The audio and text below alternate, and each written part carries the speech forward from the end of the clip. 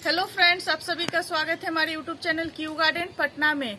तो चलिए आज हम आपको 5 ऐसे ऑर्गेनिक खाद के बारे में बताने जा रहे हैं जिससे डालने के बाद हमारे प्लांट में फलों की संख्या काफी बढ़ जाती है और बहुत अच्छा उनका फल फ्रूटिंग होने लगता है। प्लांट की ग्रोथ अच्छी हो जाती है। अगर फ्रूट प्लांट में हम डालते हैं तो फ्रूट बहुत ज्यादा संख्या में लगेगी। अगर बेल वर्गीय कोई भी सब्जी है उसमें अगर हम उसका प्रयोग करते हैं तो सब्जियां बहुत ज्यादा क्वांटिटी में आती है। तो आज हम उन्हीं 5 ऑर्गेनिक खाद के बारे में बताएंगे और उसका प्रयोग हमें कब करना है।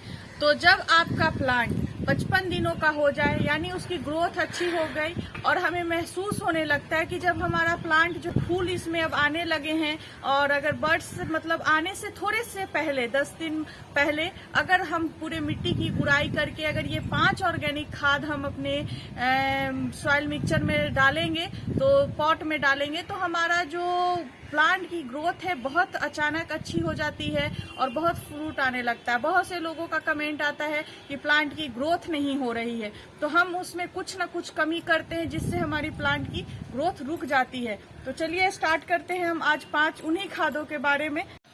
तो ये देखिए, ये जो हमारा खाद है, ये खाद नहीं है, एक तरह का ये ऑर्गेनिक मैटर है, स्टोन डस्ट जिसे बोलते हैं, या फिर रॉक फास्फेट। ये है रॉक फास्फेट इसमें प्रचुर मात्रा में फास्फोरस है, जो हमें पौधों को फल बनाने में, हमारे पौधे को ये फास्फोरस की अगर मात्रा हमारे पौधे में अच्छी रहेगी तो हमारा फल फूल अच्छा बनेगा, तना मजबूत रहेगा, तभी तो फल उनमें अच्छा लगेगा। तो इसलिए हमें अपने इस स्टेज में जो है रॉक फास्फेट का इस्तेमाल यहाँ पे बहुत जरूरी हो जाता है। अगर आपके पास रॉक फास्फेट नहीं है तो आप बोन मील का भी इस्तेमाल यहाँ पे कर सकते हैं। अक्सर हमारे पास ये कमेंट आता है कि हमारा फल जो है सेट नहीं हो रहा है, फूल ड्रॉपिंग की समस्या है, पौधे अचानक पीला क्यों हो रहे हैं। ये सब जो कारण है वो फास्फोरस की कमी की वजह से होता है। तो अभी तो फूल आने का समय है, तो अभी अगर हम फास्फोरस की कमी कर देंगे तो हमारा फल कहाँ से बनेगा, फूल ज्यादा कैसे लेगा। इसलिए हम यहाँ पे ज्यादा मात्रा में फास्फोरस का इस्तेमाल। दूसरा आ जाता है, ये हमारा देख लीजिए, इसे हम बोलते हैं ऑर्गेनिक पोटास। तो ये हमारा ऑर्गेनिक पोटास है। पोटास का क्या काम है, आप लोग सोचेंगे कि अब हम पोटास क्यों डालें भाई।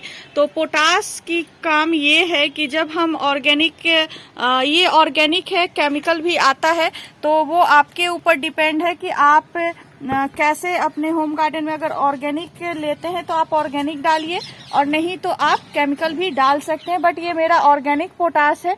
तो पोटास का काम है फल बनाने में, पौधों की काफी मदद करती है। तो जब तक मिट्टी में पोटास की मात्रा अच्छी नहीं रहेगी तो फल जो है अच्छा हमारा नहीं बनेगा, फल चमकदार नहीं होगा।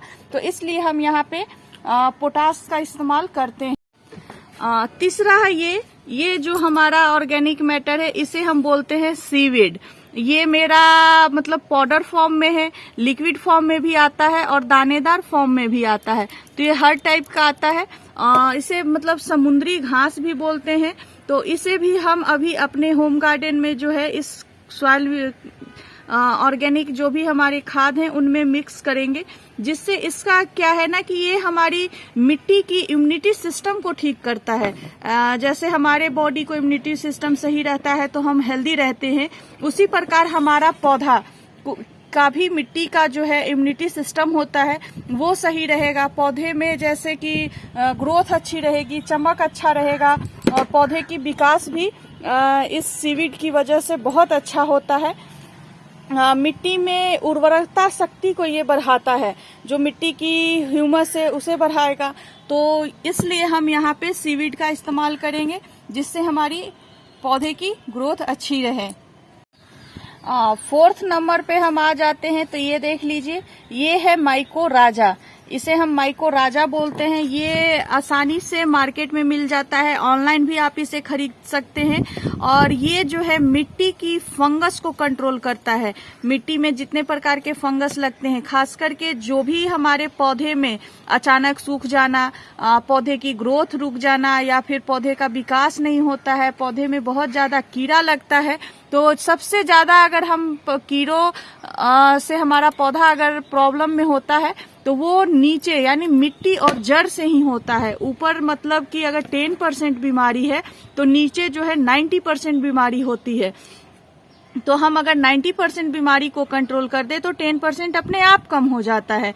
तो ये इसी चीज के लिए बना है ये हमारा जो है माइकोराजा। इस माइकोराजा का प्रयोग करिए अपने होम गार्डन में, जिससे आपके जो भी जड़ से रिलेटिव कोई भी बीमारी पौधे में नहीं होगा।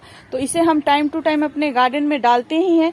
बट अभी हमारे पौधे बहुत अच्छे हैं, फ्रूटिंग का समय है, और तो हम अपने पौधे में इसका भी इस्तेमाल करेंगे। तो ये हमारा चौथा जो है माइकोराजा है। यहाँ पे आप ट्राइकोडर्मा भी ले सकते हैं, बट अभी अगर आपने सॉइल मिक्सचर में ट्राइकोडर्मा का प्रयोग नहीं किया है तो आप ट्राइकोडर्मा डालिए। अगर आपने सॉइल मिक्सचर बनाते वक्त ट्राइकोडर्मा का प्रयोग कर लिया है तो यहाँ पे आप माइकोराजा का प्रयोग करिए। माइकोराजा और सीविड अगर दोनों को मिलाकर भी अगर सिर्फ आप डालते हैं तो आपकी मतलब मिट्टी इतनी उर्वरक शक्ति बढ़ जाएगी और मिट्टी पोषक तत्व तो पौधे इतना एब्जॉर्ब करेंगे कि प्लांट का ग्रोथ काफी अच्छा हो जाएगा। और 5वें नंबर पर ये हमारा बर्मी हो गया। आप यहाँ पे गोबर की खाद ले सकते हैं, किचन वेस्ट खाद ले सकते हैं। आप यहाँ पे कोई भी एक ऑर्गेनिक मैटर खाद जिसमें हम ये सारे चीज मिलाएंगे वो आप यहाँ पे ले सकते हैं। तो ये हम अपने होम गार्डन में चलिए आपको बताते हैं कि कितने क्वांटिटी में इस्तेमाल करते हैं, कितना पॉट के लिए इस्तेमाल करते हैं, तो कितने बड़े कंटेनर में कितना डालते हैं। तो सबको हम आज आपके साथ मिक्स करके और डाल के भी दिखाते हैं कि कैसे डालते हैं। यहाँ पे हमने 5 खादों का आपका बता दिया है। मैक्सिमम जो हमारे पौधे की रिक्वायरमेंट है वो सभी हम अभी इसमें फिलहाल अपने पौधों को देंगे, जिससे क्योंकि अभी हमारा पौधा जो है फ्रूटिंग का टाइम है। जो भी हमने सब्जियां लगाई हैं जून में जो सब्जियां लगी थी अब उनमें फूल आने का समय हो रहा है। तो इन खादों का हम प्रयोग करेंगे जिससे हमारा फूल और फल ज्यादा मात्रा में लगेगा। तो अगर क्वांटिटी की बात करें तो ये देख लीजिए, ये हमने यहाँ पे 2 केजी बर्मी लिया है। तो इस तरह से ये हमारी 2 केजी बर्मी है, ये देखिए। और ये हमारा रॉक फास्फेट है। तो यहाँ पे हम रॉक फास्फेट की मात्रा ज्यादा लेंगे।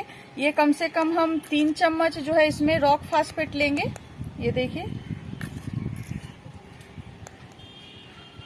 3 स्पून। ये मेरा मतलब बड़ा वाला एक तरह से स्पून कहिए, आप देख लीजिए स्पून की साइज। तो ये हमारा 3 चम्मच हमने यहाँ पे रॉक फास्फेट लिया है। उसके बाद हम 1 चम्मच पोटास लेंगे, इससे ज्यादा पोटास नहीं लेंगे। ये देखिए ये हमारी 1 चम्मच बिल्कुल हमने इसमें पोटास लिया है। और 1 चम्मच ही हम इसमें माइकोराजा भी लेंगे। पोटास और माइकोराजा सीवीड की जो है क्वांटिटी बिल्कुल कम रखेंगे। माइकोराजा बिल्कुल 1 ही चम्मच लेंगे।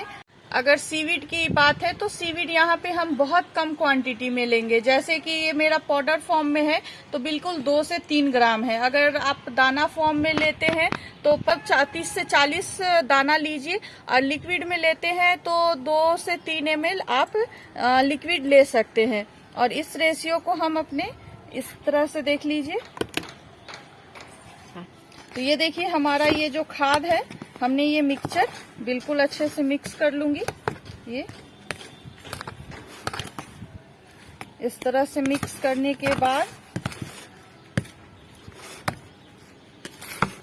हमारा खाद जो है बिल्कुल तैयार हो गया है। तो सबसे पहले मैं आपको बता दूं कि हम इसे कितना देंगे पौधों में।